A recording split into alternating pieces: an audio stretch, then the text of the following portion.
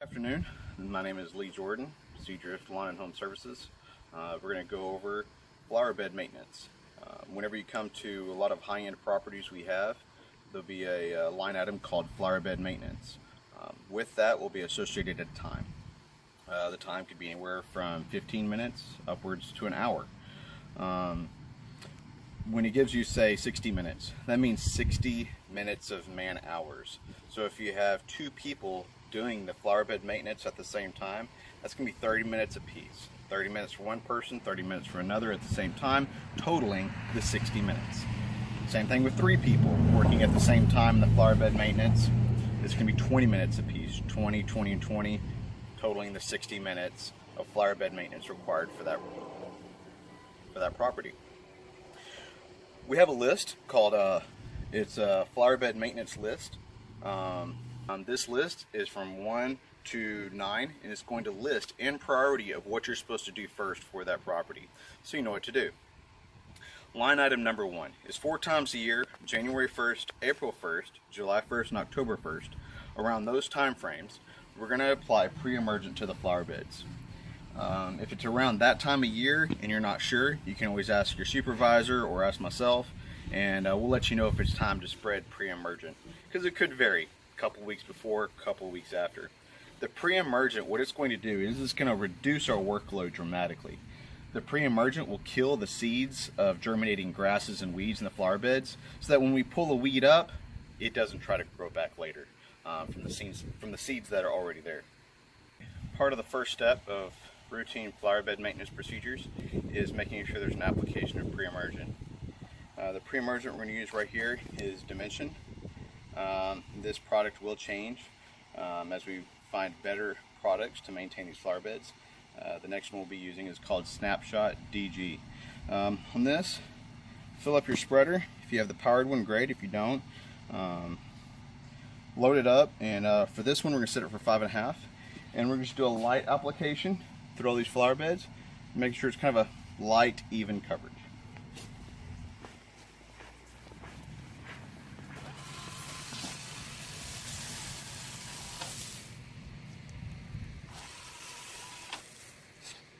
Okay, if you'll focus in right here, you can kind of see what a light, even coverage looks like.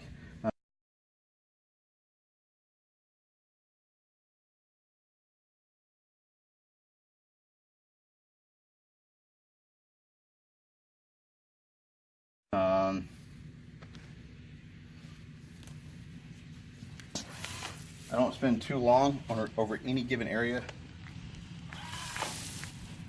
spreading the granules. You don't want to go too heavy. If you go too heavy, it can damage plants. And places I want to avoid placing the granules are such as in these sago palms. If I spread it near these sago palms over the top, it's going to get trapped in there, and it could stunt the plant.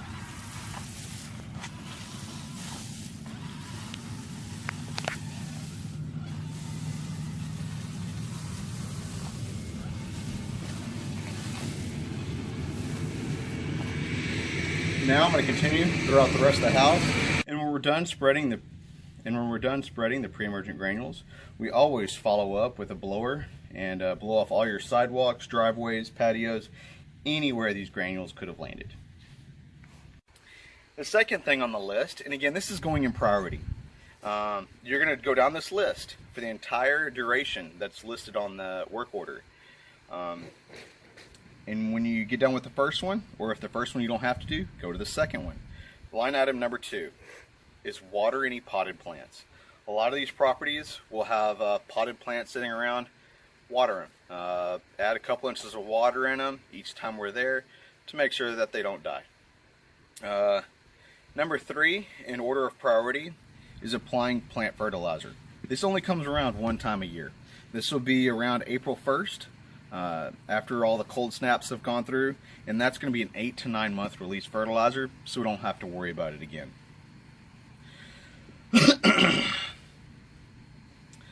The next thing, and this comes to actual maintenance. When you first approach a property, what's the high visibility area? The high visibility area here is when you walk up to the front door, what's the first flower beds you see? We have some flower beds over here on the left side. and on the right, the left side of the house, and a little bit on the back. Obviously, this is the high visibility area.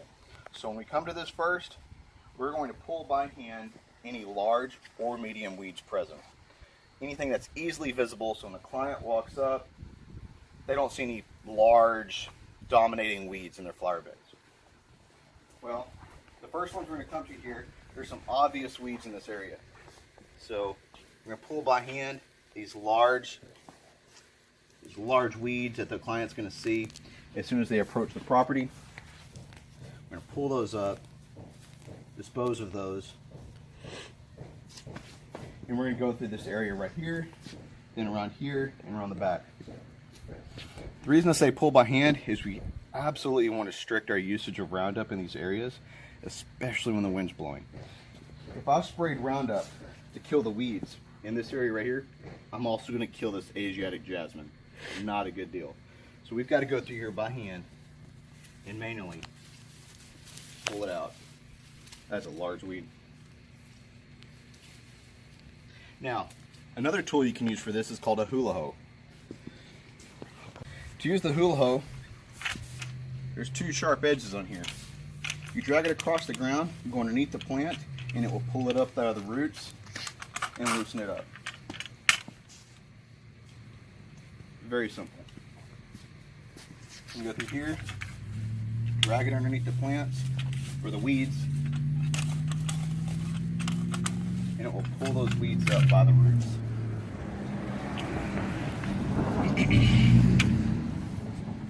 Okay. After you've pulled all the large weeds in the open, easily visible areas, we're going to go into spraying small weeds in open areas. An open area, for example, could be back here along this wall where you don't have any actual plants for several feet. Any weeds that are coming up there you could spray. Or let's say you have a long path that's full of just rock and there's no plants planted there. You could easily spray those with Roundup.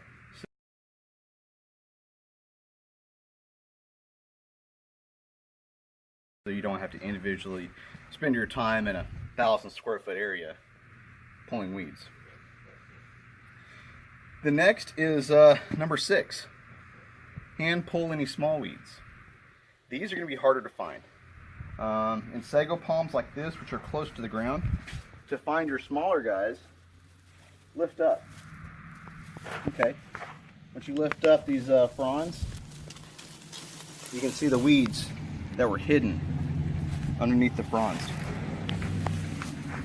An example over here, these are not as easily visible because they're hidden. If you lift up the fronds, you can easily see these weeds under here.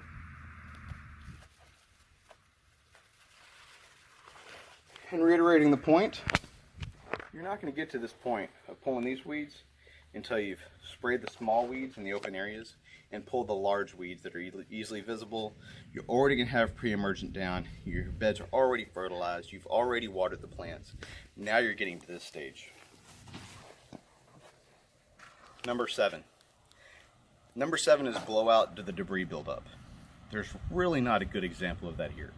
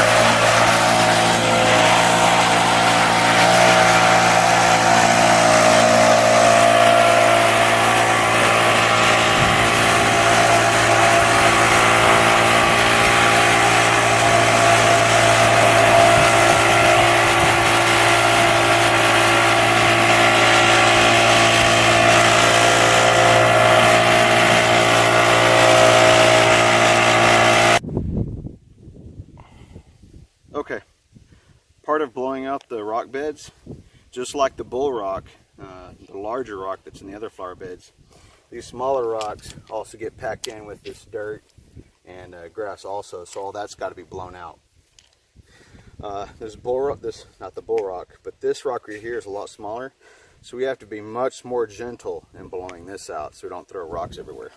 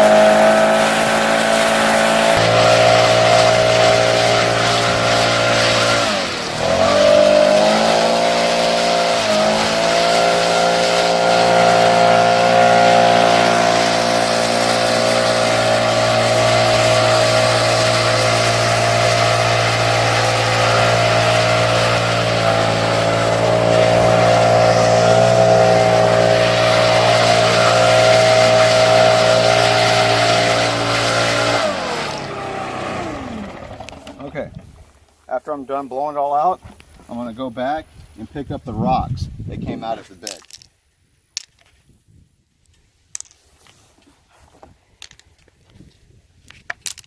You'll notice a lot of these little seeds, these are the seeds that fell off the palm tree. They blew out fairly easily. Now notice how it looks like brand new rock was poured in here. There's no grass clippings packed in there, and I blew it all the way down to the tarp that's below the rock. It also prevents weeds from coming back.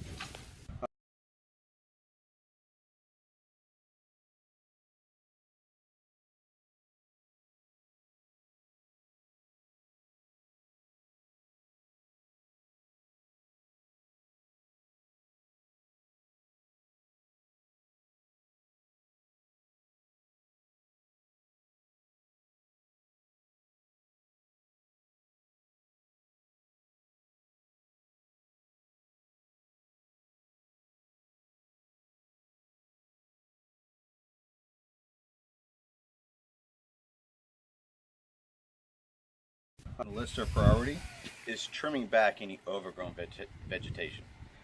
Twice a year, spring and fall, we'll do what's called a spring cleanup and a fall cleanup. That is going to include trimming of all the plants in the landscaped areas and disposing of that debris. Back to flower bed maintenance, which reoccurs every 1 week, 2 weeks, or even once a month. The last line item, when you get to number 9, means you have pulled all the weeds, you sprayed all the weeds, there should be no debris buildup inside the rocks. Basically your flower bed should pretty much look perfect, and the only thing that's left is trimming back any overgrowth. As you can see right here, this is a walkway. In the walkway, we absolutely don't want our vegetation encroaching and blocking people as they try to walk through here. So a general rule of thumb is where the edge of the walkway is, we can trim in a straight line along here, cutting back all this vegetation so that it doesn't brush against you.